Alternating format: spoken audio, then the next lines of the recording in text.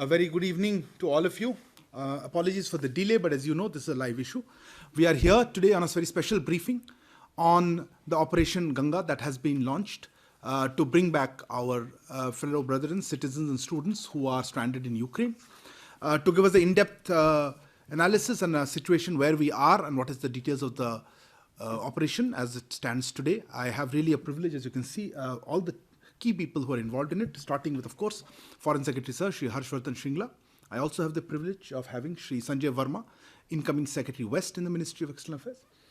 The two joint secretaries who are very closely dealing with it, Shri Balasubramaniam, Joint Secretary Administration, and Dr. Adarsh Shweka, a Joint Secretary looking after the Eurasia Division. We will try to, of course, give you a sense of the various elements of the multi-pronged evacuation process. For that, I would request Foreign Secretary Sir just to make opening remarks, and we also have a small map here to help you understand that, and then we'll take a few questions. Thank you. Over to you,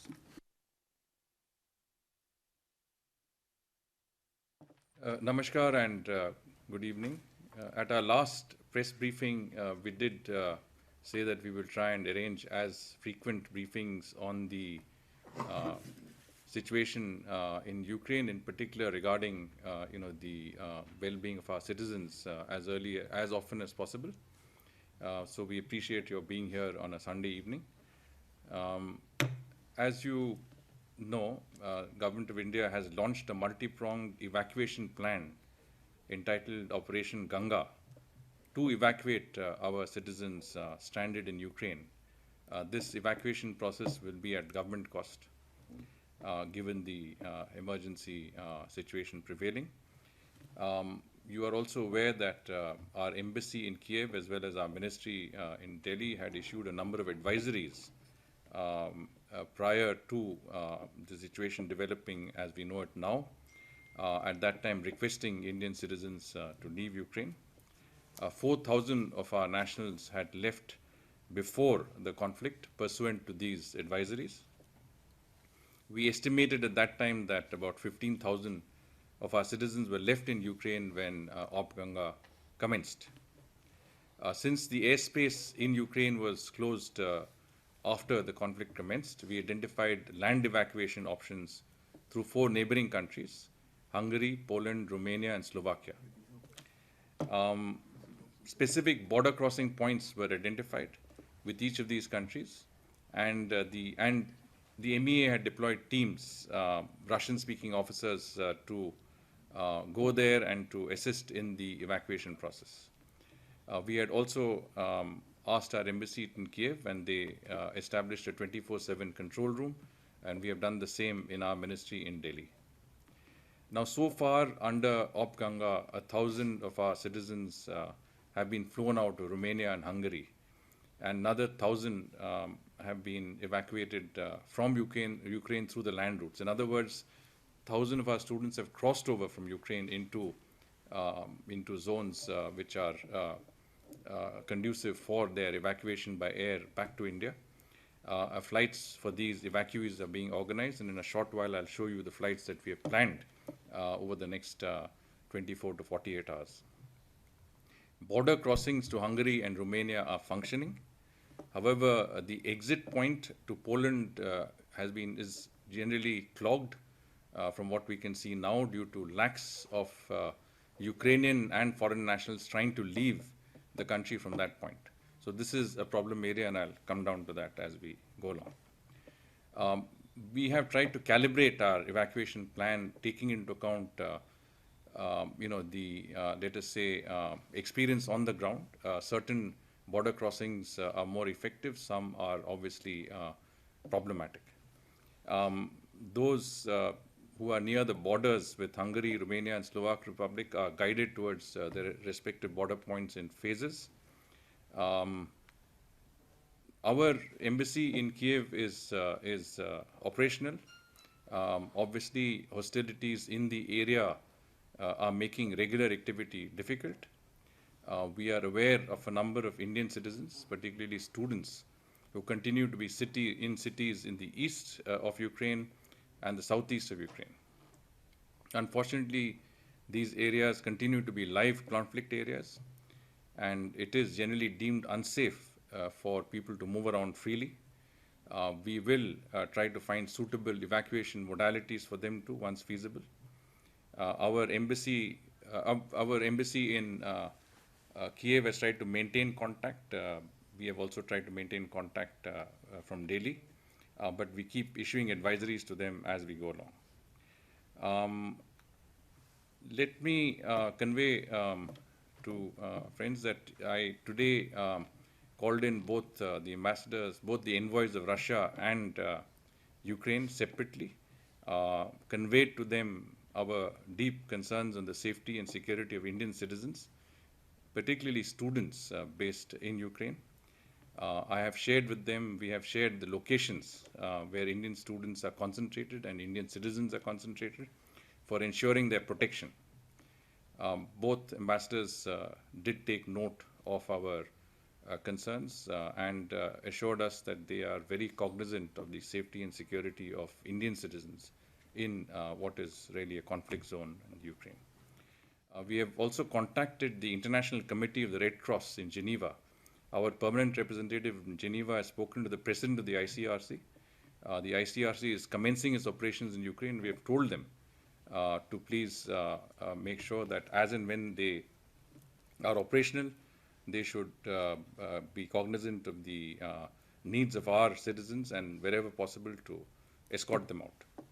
We've also shared with the ICRC, or we are going to share with them, the location of the main sort of areas where our communities are centered. Let me take you to the screen. I think, I don't know if you can see the map that we have here. I want to just briefly give you a sense of the overall plan in terms of evacuation. Let's go back to the main map, please. Go to the first slide, please. Yeah. So here you can see that at the center, do we have the pointer? Yeah, use the pointer. You can see Kiev at the center. Maybe that should have to go out, maybe point it out. Kiev is the capital, which is here. We have some approximately 2,000 of our citizens in Kiev. The numbers were larger, but many of them have begun to move westwards. And earlier we had, in our briefing, we had told you that our two evacuation points were Lviv, which I think JS6P has just shown you. Lviv is up, Lviv, which is the exit point of Poland. And we had also mentioned Chernivtsi, which is the exit point to Romania. Now, we had also pointed out that we will also activate the exit points to Hungary and to Slovakia. Now, as I just mentioned to you, the one to Romania, which is in the south, has been generally functional, as has been the one to Hungary. The one to Poland, which is where Lviv is slightly problematic. Now, you would have seen a tweet issued by our embassy in Kiev just recently, in which they have suggested that those of our citizens who are located, in the eastern area and including Kiev should start moving westwards to avoid, areas of increasing conflict. And I'll just tell you which are the areas that conflict is active in, and come near the border points. We have also given advisories that it may be best for our students, our citizens, to come as close to the border as possible. There are various staging points where they should actually take shelter. You have to understand that it is quite cold there, and they need to be in places where there is, a roof over their heads. So we've suggested they come to these border points and then follow the advice that we will give them very carefully as to where they can cross over. One of the points I'm happy to mention to you that we have identified is Uzhhorod, which is right here. Now, Uzhhorod is a point that is well connected by rail. And we are suggesting this because it gives an alternative to the border point crossing into Poland. Today, from what I can see, many of our citizens have been stuck for long periods of time in the crossing over into Poland. As I mentioned earlier, it is because this is the main border crossing. There are not just thousands, there are probably lakhs of people trying to cross over. It is not an organized situation. It is a conflict zone.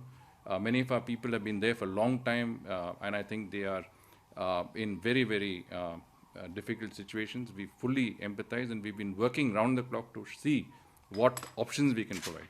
Now, one of the options that we have seen that in the event of the fact that we can't make much progress into Poland, we come down to Uzhgorod, and from Uzhgorod, every 2 hours, there is, from a place called Chop, every 2 hours there is a train which will take you straight to Hungary, to Budapest in Hungary. It's about a 7 to 8 hours journey, including exit procedures. So this is a direct train, and this might be an option that we are recommending to our people. So let me summarize what I'm saying is that we are asking our citizens to move westwards. There are also trains from Kyiv. There are other options that you can take, road and rail. Move towards the west. Take the most appropriate border staging points as areas that you can move out from, and then leave the country in accordance with the advisories that we will issue. Now, we have groups of our citizens who are crossing the border. All along on these 4 countries, we have our teams, embassy teams that are there to assist them in the border crossings in each and every of these countries. And as we speak, we are also sending more people to these embassies to facilitate that process. We have a problem staying in the places within Ukraine because we've been asked to move out from the area. We have to, as I said, remember that there is a martial law in Ukraine, that there is a situation which is not normal, and as a result of which we are not exactly in control of how we can operate and what we can do. The other modification we have made is that we had shared the cell numbers of our teams that are in, mobile teams that are in operations along the border areas. We found that it was not feasible for our teams to both function as well as to take calls. So we have established hotlines in each of our embassies, each of the areas, 4 countries that are involved. And those hotlines will be the interface between our citizens and those of our teams that are actually there to assist in the border points and facilitate the crossings. The ministry would also take out a 24/7 hotline, which would be open in terms of social media. We would provide inputs, advisories, guidance as often as possible. So please look out for that. Now, let me also point out that the area around Kyiv seems to be a conflict area. The area in the east of Ukraine, which is Kharkiv, Suma, and down, of course, these are all conflict areas. And then if you come down towards the Crimea, you see the Odessa area, these are conflict areas. And here, obviously, our advice is to stay as carefully within shelters as possible, unless we advise otherwise. We have sent a team now, that is the latest development. Our External Affairs Minister has spoken to the Foreign Minister of Moldova. Yesterday he spoke to the Foreign Minister of Hungary. And we have sent, we will have a team in Moldova in place by tomorrow morning. This team will facilitate the crossings of our citizens who are around Odessa and that area, because that is a problematic area also. And we will try and facilitate their crossings into Moldova and then Romania, where they can be picked up to be brought back to India. So this will give you a very brief sense of the lay of the land and how we plan to ensure that we get as many of our citizens out as quickly as possible in as orderly a manner, given the within the constraints of the situation that is unfolding before us. If we can, yeah, here you can see the location of our various MEA teams that are in different parts of the country, essentially along the borders with Hungary and Slovakia, with Poland, and down with Romania and Moldova. These are where our teams are located. They keep going in and out of Ukraine, but they are along the border areas there. Next, please. These are all the flights that you have. You see, 4 flights have already concluded. 4 flights have either brought or bringing people back as we speak. There are another 2 flights which are going to be leaving tonight and tomorrow. And there is a range of flights. If you can go to the next also. This covers all of it. Yes, sir. Yeah. So there is a range of flights that we have already scheduled. And essentially our plan is to ensure that as we have a number of our citizens in any of the points that are there, a flight is ready even before they get there. So the idea is to minimize the time that they have to spend at the airport. We have, through our Ministry of Civil Aviation and with the cooperation of all the airlines, organized a number of aircraft that are ready to go at short notice, pick up our citizens and bring them back to Delhi. So we also wanted to give you a sense that the fact that this is not the easiest situation that we can deal with. I know that there is a lot of concern from the point of view of parents, family members of those who are there.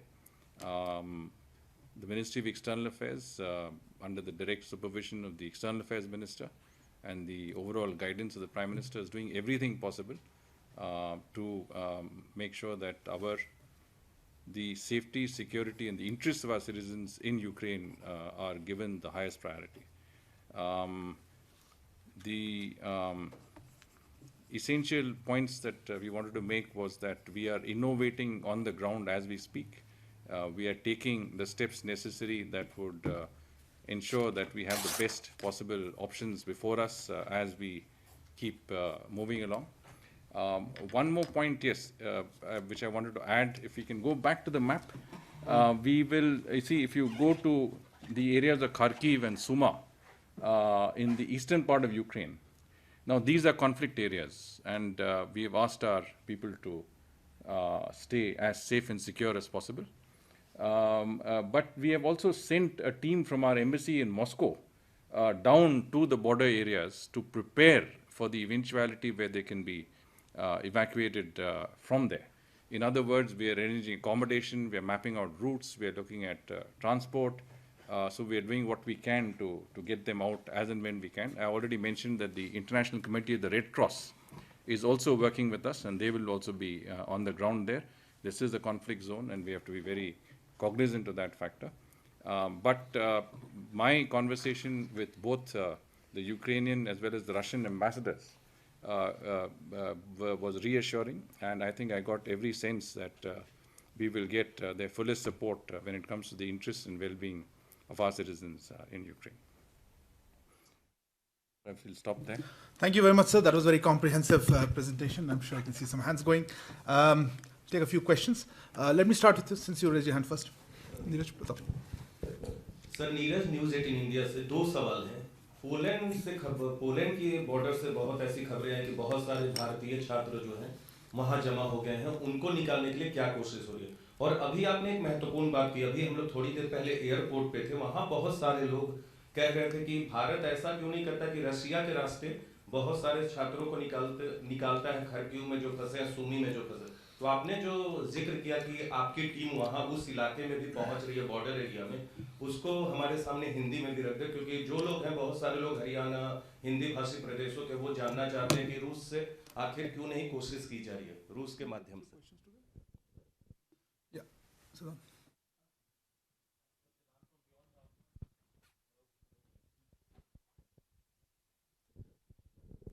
So Siddharth from Beyond, my question is, there are reports of Indian students being attacked by the forces on the Ukrainian side, especially when it comes to border with Poland. If you can give some details, is it true, or in a sense that the MEA teams are reaching out to the authorities so that violence is not used against these Indian students? Okay, we'll take the one more. Sir, Madhurendra news nation से. मेरा सवाल है कि operation Ganga की ताज़ा स्थिति क्या है, अगर आप विस्तार से बताएं. कितने इंडियन अभी तक निकाले जा चुके हैं और कितने अभी तक शेष हैं, और हमारे प्लान के मुताबिक कितना समय और लगेगा इस पूरे ऑपरेशन को कंप्लीट करने में? Okay, so we'll take the last there. Shringla.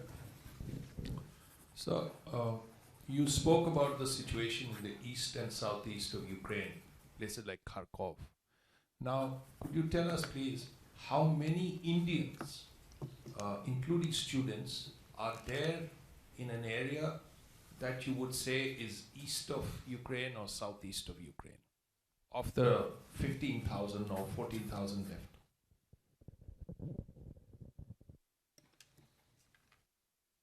Neeraj ji, आपका जो प्रश्न था, आपने ये पूछा कि जो इलाके रूस के आसपास होंगे, जो यूक्रेन के जो इलाके हैं, उनमें जो हमारे नागरिक हैं, उनका इवैक्यूएशन का क्या प्लान है। तो इसमें मैंने आपको बताया कि हमने हमारे एम्बेसी जो मॉस्को में है, वहाँ के एक टीम जो कि हमारे फर्स्ट सेक्रेटरी और उस लेवल के लोग को हमने भेजा है, ताकि जितना भी वो एरिया है वहाँ का पूरी तरह मैपिंग हो जाए। वहाँ के लोगों को मिल के जो इंतज़ाम हमें एडवांस में करना है, ट्रांसपोर्टेशन का इंतज़ाम, रहने का इंतज़ाम, खाने पीने का इंतज़ाम, वो सब पहले से हम तैयार करें। अभी तो ये कॉन्फ्लिक्ट जोन है। जैसे हमें सूचना मिलेगा कि इस एरिया से हम हमारे नागरिकों को इवैक्यूएट कर सकते हैं, तो वो ऑप गंगा वहाँ पे ऑपरेशनल हो जाएगा। हमारी यही उम्मीद है। और मैंने आपको कहा कि मेरी आज दोनों यूक्रेनियन एम्बेसडर और रशियन राजदूत से भी मुलाकात हुई। उनको मैंने यही पूरी तरह मैंने इनका समर्थन मांगा कि जो हमारे नागरिक हैं यूक्रेन में, इनका देखभाल, इनका सुरक्षा, ये हमारे लिए 100% प्रायोरिटी है और उनको भी इसका पूरी तरह ध्यान देना होगा। तो उन्होंने मुझे आश्वासन दिया कि वो सब उनकी तरफ से जो जो कुछ कर सकते हैं स्थिति देखते हुए वो ज़रूर करेंगे, कि हमारे जो लोग हैं उनका जो सेफ्टी पर उनका जो इवैक्यूएशन प्रोसीजर्स है उस पर भी उनकी तरफ से पूरी तरह हमें समर्थन और सहायता मिलेगी। आपने पोलैंड का बॉर्डर के बारे में भी बात किया। उसमें हमने देखा कि काफ़ी हमारे स्टूडेंट्स, हमारे नागरिक हैं जो वहाँ पे फंसे हुए हैं, क्योंकि ये मेन बॉर्डर क्रॉसिंग है। लाखों लोग इस बॉर्डर क्रॉसिंग से निकल रहे हैं यूक्रेन से बाहर। वहाँ पे काफ़ी भीड़ लगी हुई है, काफ़ी ट्रैफिक जैम लगे हुए हैं। तो उसमें इस स्थिति में काफ़ी डिलेज़ हो रहे हैं और ये हमारे नागरिकों के लिए काफ़ी परेशानी दिला रही है। तो हम इनके साथ संपर्क में, हमारे नागरिकों के साथ जो वहाँ पे हैं, जैसे मैंने आपको बताया, हमारा एक प्लान भी है जिसमें हमने कहा कि एक जगह है उश्कोरोड, जो कि हंगरी और स्लोवाकिया के सीमा के आसपास में है। वहाँ से ट्रेन भी है बुडापेस्ट के लिए, वहाँ से ट्रांसपोर्ट की अरेंजमेंट्स भी हैं। तो आज ही मेरी हमारे राजदूत जो हैं बुडापेस्ट में, उनसे बात हुई है। उन्होंने कहा कि मैं पूरी तरह इंतज़ाम कर रहा हूँ ताकि हमारे जितने भी नागरिक उशोग्राड की तरह जाएं, उनके लिए कुछ शेल्टर मिलेगा और कुछ बंदोबस्त होंगे वहाँ पे। और जैसे ही ये ट्रेन्स, ये या तो रेल बाय रेल या रोड, हम इनको निकाल सकते हैं वहाँ से, उस इलाके से हम इनको इवैक्यूएट करके हंगरी में ले आके वापस बाय एयर भारत भेजेंगे। तो मेरे जो कहना है कि परेशानी तो हो रहे हैं और काफ़ी तकलीफ़ भी हुई है हमारे नागरिकों को, पर जितना हम कर सकते हैं कि इनके परेशानियां दूर करें, इनको जितना ही जल्दी मतलब मदद और सहायता मिले, हम उस पर लगे हुए हैं। और मुझे लगता है कि 1-2 दिन में जो भी है, हम इनके जो हमारे नागरिक वहाँ पे हैं वो हम इनको इवैक्यूएट कर देंगे। Siddhant, your question was about Indians facing problems on the Poland border. I had a specific conversation with the ambassador of Ukraine on that issue.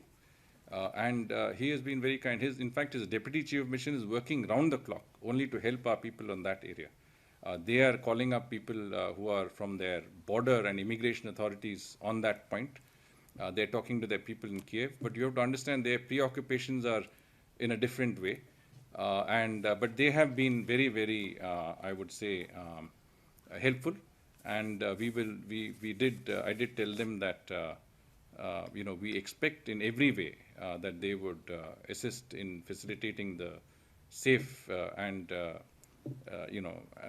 the extent possible, hassle-free evacuation of our citizens. So we are working on it.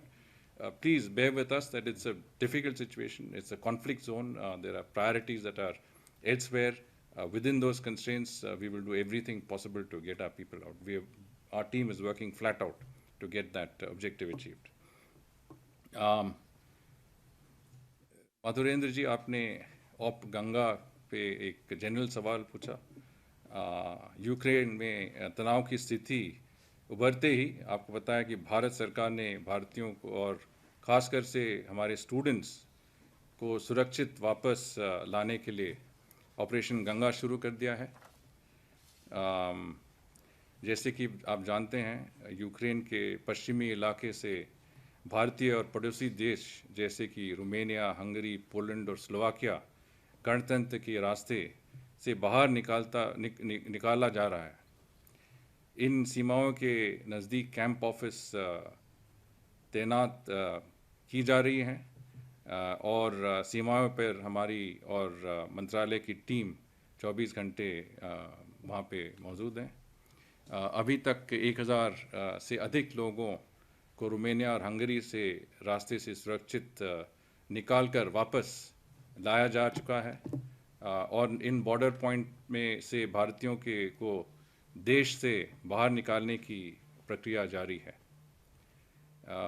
आपने देखा होगा कि इन सीमाओं पर बाहर निकलने के लिए बहुत भारी मात्रा से लोग जमा और यूक्रेनियन इमिग्रेशन को प्रोसेस करने में देरी हो रही है।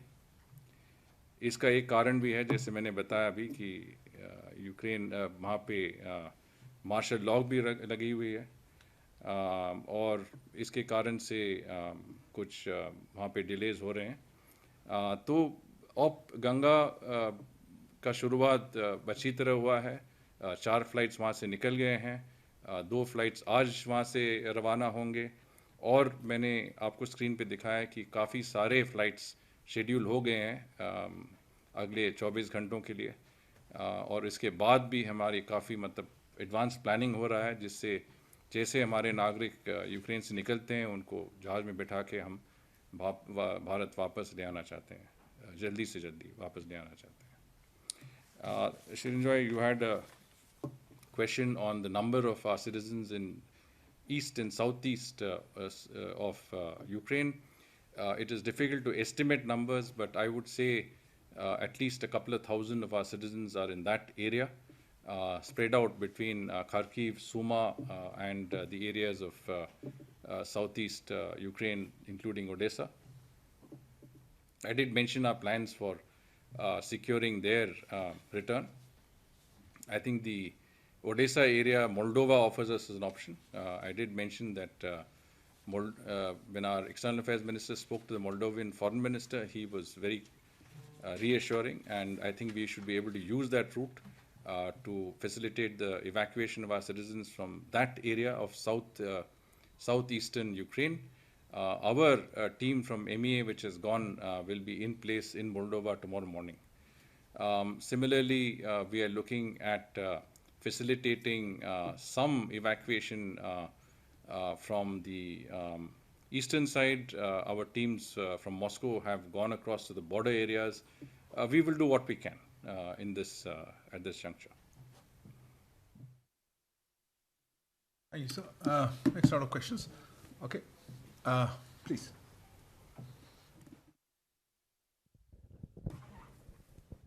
Sir, I am Prashant from Asianet News. Actually, in this Kharkiv, Suma and Nikolai areas, a lot of students are now in bungalows, and many of them are complaining that they are not getting enough food or water, and they have left with food or water for just 1 or 2 days. So what we can do for this? And also, are you advising the students who are now in the Poland border to come to the Hungarian border?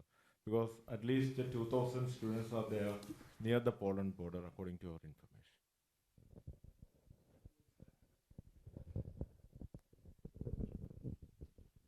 Sir, Devi Rupa from The Wire. This is regarding yesterday, PM spoke to the Ukrainian president and expressed anguish, deep anguish at the loss of lives. So can we now expect India to condemn the Russia's military invasion of Ukraine? Thanks. Follow-up question? Okay, follow-up question there? Okay.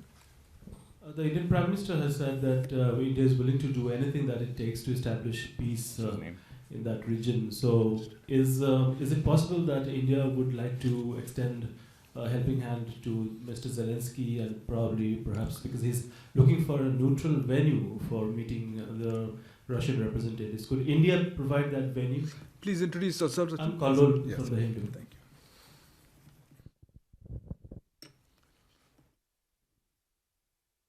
And there was one more hand somewhere. Yeah, right here. I'll come back to you next round. So many countries earlier had also, I'm Meghna from DD News, many countries have already shut their embassies in Kyiv, and pertaining to the dire situation there, do we have plans of shifting our embassy because the situation is getting even worse? Okay, so next round we'll have a couple of questions. You have the last question? Anybody else the questions? No, okay, then we'll just finish it with this. So Ranjana from UNI, you said a team from Moscow is going, so are they going to Kharkiv or around the area to, like are they entering Kharkiv, because the Russian forces entered there and a lot of explosions and a lot of tension there, so are they entering Kharkiv? Because according to students there, when we saw the videos, one student said there were 7,000 Indian students in Kharkiv, 7,000, that is what he said. So, and they have run out of food and water. So, is the team from Moscow going to enter Kharkiv or in the surrounding areas, because that is a conflict zone? And secondly, according to some estimate by somebody else, that there are not 20,000, but there were 24 or 25,000 Indians. That is what somebody, I think I heard on DD News, some officials say that. So, is that true? So, 20,000 registered. So, let me start by answering what correspondent Asia News, right, what you said. Prashant. Now, in Kharkiv itself, originally there were some 4,000 students, as far as we know, who were studying in that area. We also understand that at least half of them have moved westwards and are not there now.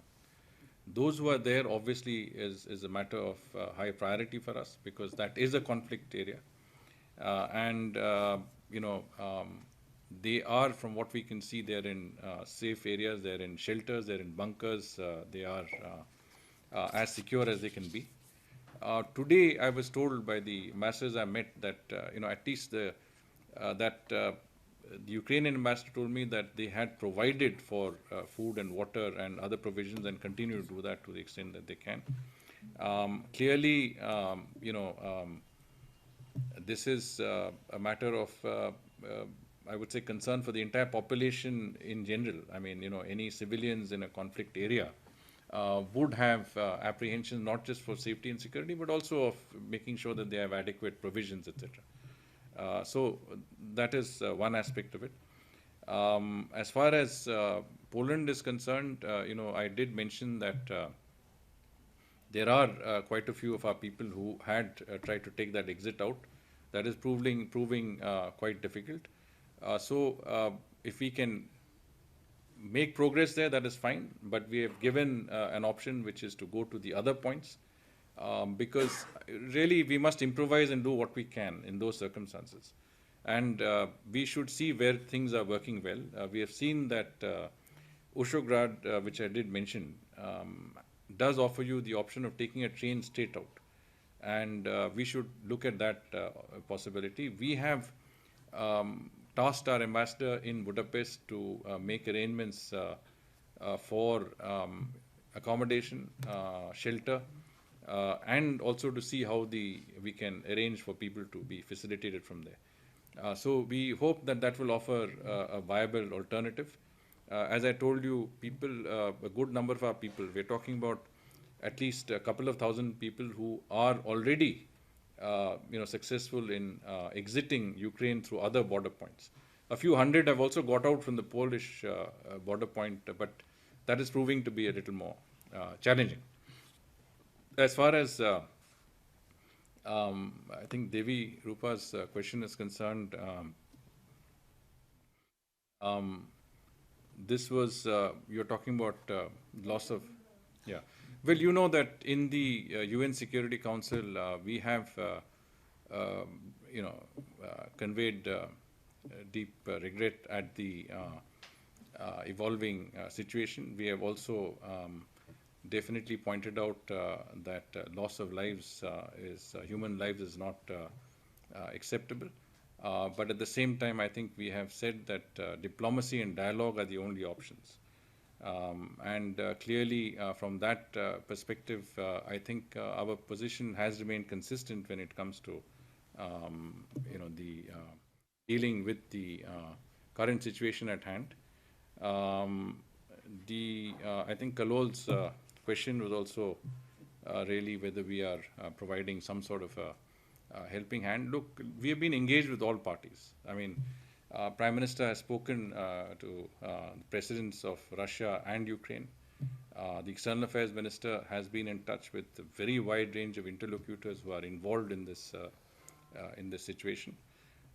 Today, I separately met both the envoys of Russia and Ukraine. We are essentially, I would say, a country that has not only direct interests in the region. We have friends, we have equities in the area. We have every reason to believe that we should be in touch with all concerned. And if we can play, if there's any way that anyone can contribute, I mean, not just us, but anyone can contribute to alleviating what is a difficult situation, I'm sure they would do what it takes. I think Meghna ji had asked about whether our embassy in Kiev is being shifted. The fact of the matter is that for us, our citizens come first. I mean, we are all diplomats. We represent our country. We serve our country. But the fact of the matter is that every citizen of ours is important. That is what we are there for. And our embassy will ensure that all of our citizens are evacuated out of Kiev, and they are working on that very assiduously even as we speak. So let us see how we can achieve that, how we can get our students to move westwards. What are the best options? They are looking at trains, they're looking at buses, they're looking at whatever options there are. Perhaps staying there is not something that would be an option, given the increased fighting in the area. But we will have to see what we can do to get our people safely out as soon as possible.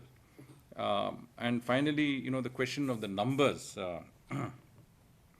whether, we are talking about 7,000 students in Kharkiv, or whether it's 4,000, or whether total number is 25,000, 20,000, it's a moot point. The important thing is we have citizens out there. We are in touch with large groups of our citizens. There are also coordinators. There are also, those who look after students' affairs and who, we are in contact with. And it's important that we try and, make sure that that communication is continued. As I said, we are increasingly, moving to more effective methods of communicating with our citizens in Ukraine. We will have all of these dedicated helplines in different countries, and those helplines will connect them with our teams that are constantly moving along the border areas. So all I can say is we will make the best of a difficult situation. And if a few thousands of our citizens are already out, I think we will make sure that the rest also will come back very safely in line with the implementation of Operation Ganga. Thank you very much, sir. I would like to also appreciate the presence of Shri Sanjay Verma, incoming Secretary West, as well as Joint Secretary Shri Balasubramaniam, Joint Administration, and Dr. Adarsh Waika, Joint Secretary Eurasia.